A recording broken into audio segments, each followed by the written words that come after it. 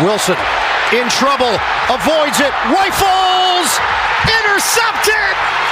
Jimmie Ward in the end zone. Game over. Houston wins it. I mean, I'll take it, but can we get a blowout? Can we please get a blowout? There are too many close games that this team plays through. But hey, your beloved Houston Texans are 7-5 after a 22-17 victory over the Denver Broncos yesterday at NRG Stadium. Welcome aboard the Paul Gallant Show on this Monday, December 4th, 2023. We're also going to talk about Texas. Ooh, can we say those words? I think based off of what Sean Mapes is wearing today, we might be able to. We'll talk about language in the NBA and honestly, an all-time Philadelphia sports fan moment. But let's start by talking about this Houston Texans team. The players play, the coaches coach, but you know, management doesn't get enough credit, right? In anything in life. All the suits that are listening right now, or maybe just the run-of-the-mill manager, someone who's in a position of power. You probably think to yourself every now and then, you know what would be nice? A little gratitude. Nick Caserio deserves some gratitude today based off of the result of yesterday's game. Who's the guy who drafted Nico Collins in the third round in the 2021 NFL draft? That would be Nick Caserio. Nico Collins is just 9 yards shy of 1,000 yards on the season after another monster performance, thanks to a couple of big plays from C.J. Stroud. He was the entire Texans offense, and he has 295 receiving yards the last 2 weeks. That's the offensive side of things. Defensively, and yeah, my voice is hoarse. I went to a bachelor party this weekend. Shout out to me, even making it in on time, barely. Will Anderson, he made it on time. He blocked a punt. He had 2 sacks. He deflected a pass that was intercepted by Derek Stingley. We'll get to him in a second. 4 quarterback hits over the course of the game. 3rd overall pick. There were multiple people at NRG Stadium that were asking me how Jeremy Branham feels about what Will Anderson did yesterday. You're going to have to wait until the Killer Bees later this afternoon for that. And then the 3rd overall pick in last year's draft, Derek Stingley Jr. 2 interceptions, 4 deflected passes. In his 3 games back since missing all that time with a hamstring injury, he's got 4 interceptions, and the second interception that he caught was an unbelievable catch. It really was. He looked like a wide receiver for that brief moment. He did get a little help on a underthrown Russ deep ball. Probably should have gotten called for pass interference there. But did you know that in 15 career games, Derek Stingley Jr. has 5 interceptions? Did you know that in 28 career games, Sauce Gardner has 2 interceptions? And don't give me that, that's kind of disingenuous, Paul. It is, but that's not the point. The point is that Nick Caserio has done a very good job putting this team together. A lot of it is C.J. Stroud. There's no denying it. But in a game where, for whatever reason, Bobby Slowick decided that he was going to put Tank Dell on the interior of the offensive line or something to the point where he suffered a broken ankle.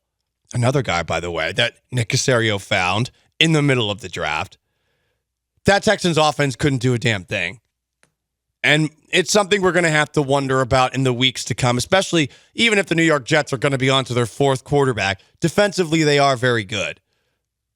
But to bring it all back, we've given him a lot of crap at times. I think at times deservedly so. But this is a patience game when we're talking about management. And Nick Caserio, general manager of the Houston Texans, a believer like myself in the Patriot way, Nick Caserio looks like a genius today. 713-780-3776 to call in and to text in. You can join us on Twitch, twitch.tv/ESPN975. You can also get after me on Twitter, at Gallant Says, at Sean A. Mapes, behind the glass. He is hooking it up behind the glass.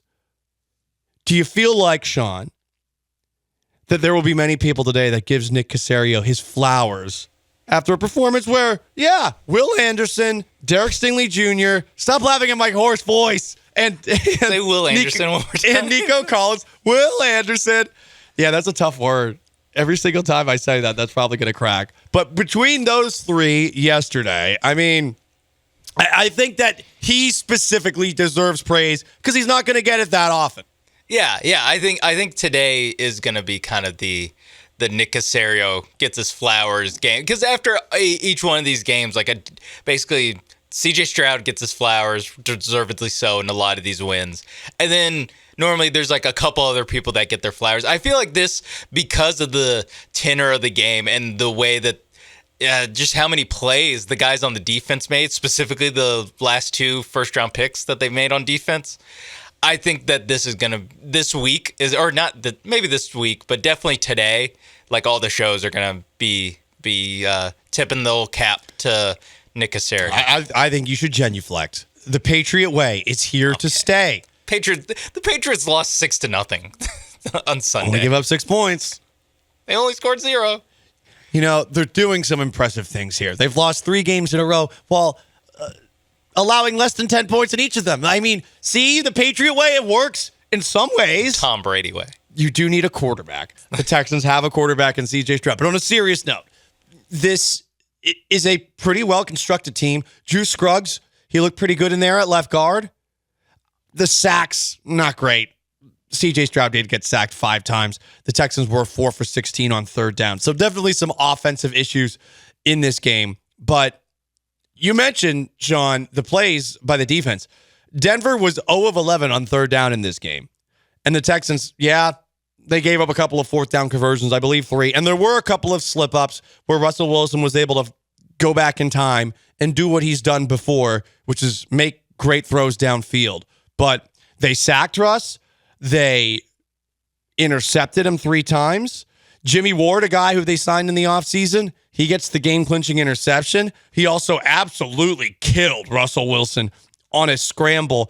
Was that the early fourth, late third quarter, whatever it was, borderline decapitation. BS flag, by the way. Yes, we're going to talk about the refs in a moment. We need to bring that back. That was a fine play, It was Sean. perfectly on time. Blame Russell Wilson for not sliding earlier. That's the thing. These quarterbacks want to slide at the last possible second. It's ridiculous. I say what Jimmie Ward did was perfectly fine. It was, I think. But I'm also somebody who thinks that sliding should be illegal and running out of bounds should be illegal.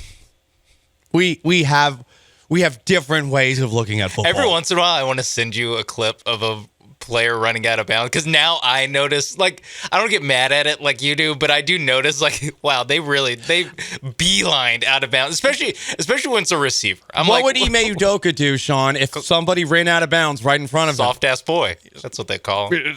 He'd say it. Now, I would not say that about an athlete, but he'd say it.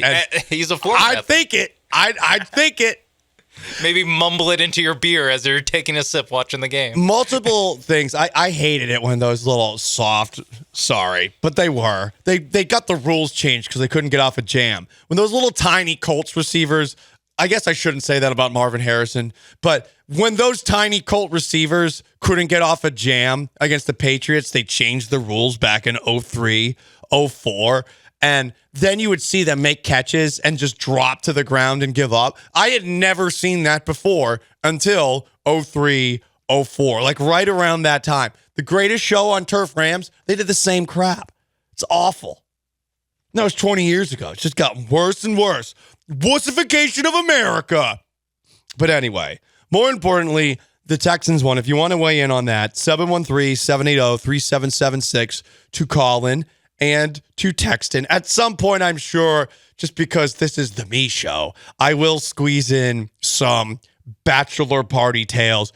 It was a rough weekend for me. I was the subject of bullying. Like extreme bullying. And you know what? And that was when your voice didn't sound like this? Yes. I think my voice was starting to sound like this on Friday, to be perfectly honest. So I might have something right now. So the Paul Gallant flu game will continue.